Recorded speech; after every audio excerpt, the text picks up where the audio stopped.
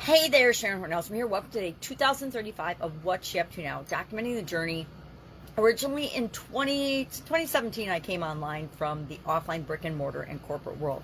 I had gotten divorced and was looking for something new to do, divesting myself of all my joint assets with the ex, and was curious about the online world. I'd always been curious about the internet, not really ever hardly done anything. Dabbled in a little social media, dabbled in a little bit of website stuff, but very little compared to the other things I was doing in the business and the corporate world, because I was busy raising a family and I was busy in the corporate and business ownership world. But then following my divorce, I was like, okay, I could travel around for a year. Now I wish I would have done that because I don't see very well. And I feel like I kind of let that opportunity slip away, or I just let go of it in order to pursue other things. And in 2018, I started doing videos every day. Why? To get comfortable doing live videos and to get over my fear of doing them, mostly to stretch my comfort zone. Started out with a couple of annual challenge. I did an annual challenge inside a private Facebook group with a group of a lot of diverse, different people. I think about 100 of us started that challenge. I think 6 or 7 of us actually finished the challenge after an entire year, and we had gone live every day. And that meant figuring a lot of things out, like what happens if you get banned from your Facebook account for 3 weeks? How do you deal with that? That happened to me. Other people had other challenges. Some people had illnesses and reasons for dropping out. And although all of us had reasons that we could have dropped out, 7 of us still, or I want to say 6 or 7 of us, I don't remember now, finished that challenge.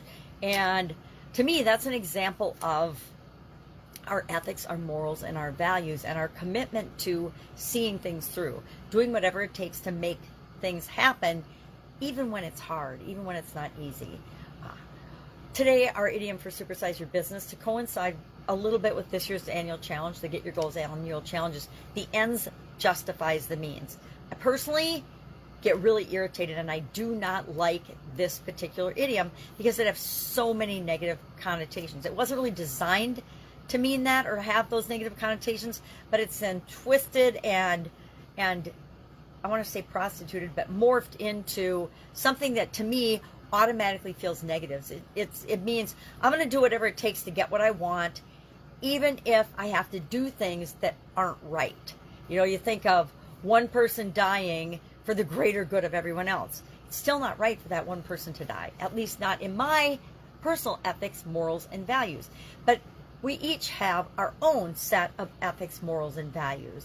And so I like to take that and say, how does that apply to me getting my communication goals, communicating, and then showing up in the world and creating what it is I want to see in the world? The one being a good example, being an example of what you want to see in the world. There's a lot of talk in the entrepreneurial space about, and business ownership space, about how a lot of people fake it till they make up, or show up in a way that is inauthentic. They take pictures with Lamborghinis, they make videos with Lamborghinis nowadays, or with a mansion behind them that they've, it's an Airbnb, or they're just walking by one morning and they take their video in front of this house and act as if it's their own. There's a fine line between lying and acting as if, right? Or becoming. I think we are always becoming a better version of ourselves, but we can do that in an authentic way and not pretend we're something that we're not. Anyway, I like the topic, but it's so in our face right now that people without ethics, morals, and values are leading our country.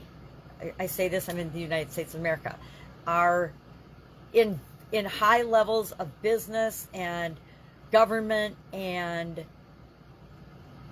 the media. I mean, if you turn on the media, it's actually sickening, the lack of truth, facts, and authenticity there. It's like they're writing a story of fiction, trying to brainwash all of us into thinking things are a certain way when they're not.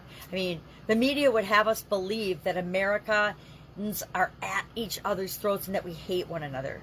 Absolute opposite of what's going on.